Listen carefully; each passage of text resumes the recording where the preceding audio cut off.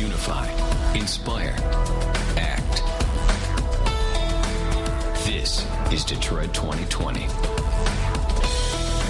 And we want to welcome you back here into tonight's Detroit 2020. We're talking about the Detroit Work Projects. The group hopes to reinvent Detroit. Yes, indeed. We're joined right now by Karla Henderson, who leads the group. And Karla, thank you so much for coming in tonight. Well, thank you, Carolyn and Stephen, for having me. Sure. A lot of people are so excited just to hear that Detroit is moving forward. So tell us why this is such a good plan for the city. Well, because we've been losing population for over 50 years, so we know status quo won't work anymore.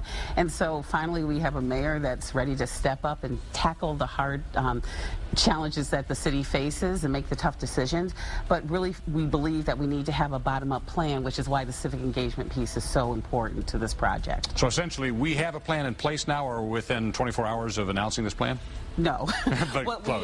we have, our technical team has collected about 1,000 pages worth of data, and what we need to do is go back out to the community, share the data, and also then get the feedback as to what's occurring in the neighborhoods right now. We do not pretend to know every community club that's going on, every community garden that's in the city, and so we want to hear about what the citizens are actually doing in their neighborhoods also. Now, I know we're going to hear a lot more about the plan and about the meetings, but a lot of people, when they hear about reinventing Detroit, they get fearful and think they're going to be displaced out of their neighborhoods, but that's not so. No, there is no forced relocation as a part of this project.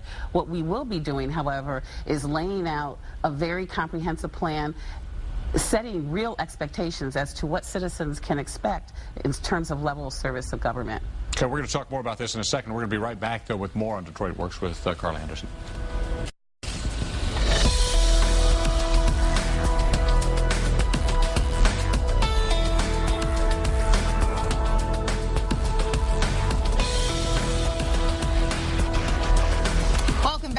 Been talking to Karla Henderson with the Detroit Works Project, and tomorrow a series of 10 meetings will kick off to talk about this major project. So we'll continue our conversation. What can people expect to see when these meetings kick off? Because I know you've had some of the past that got a little heated, a little contentious, and maybe not a lot got done. Well, we really believe we want to meet people where they are. So like I mentioned earlier, we want to share the data. Why change? Why this change needs to occur right now?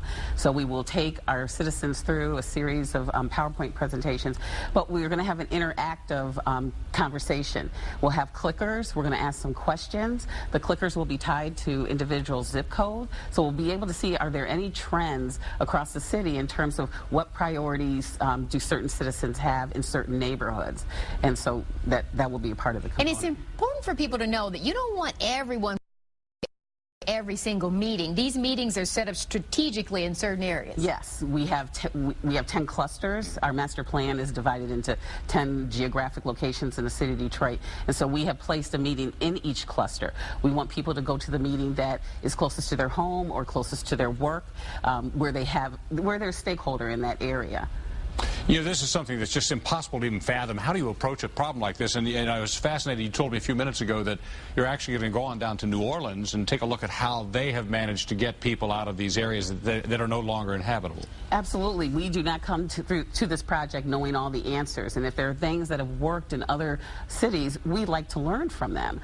So we'll be going down there in a couple of weeks, spending 2 days talking to the city of New Orleans developed a housing authority that dealt with relocation of their citizens, and so we want to talk to the experts that are down there having great successes. And you were telling me about a certain neighborhood right along 7 Mile, and you said it's really important for people to come out and talk about their communities, because sometimes you don't know what's going on in a community if people don't come out and share. Absolutely. So like I said, we have all this data, and it's great data, but it really doesn't describe the full picture of where people are living right now. So I like to use the example of East 7 Mile between Woodward and 75, and if you looked at the data, you would say this is a very, very challenged neighborhood.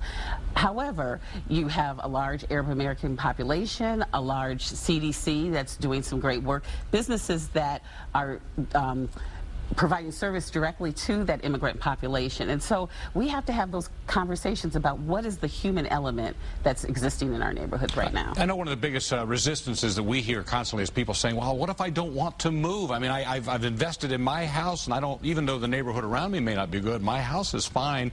Will I get paid enough? Will I move to a place that I will like? I mean, these questions.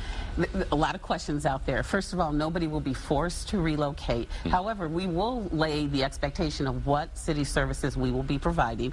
For instance, we do weekly refuge pickup. We may say we're going to come to your area. It's going to be 3 times every 3 weeks now. So we want to lay out the expectations.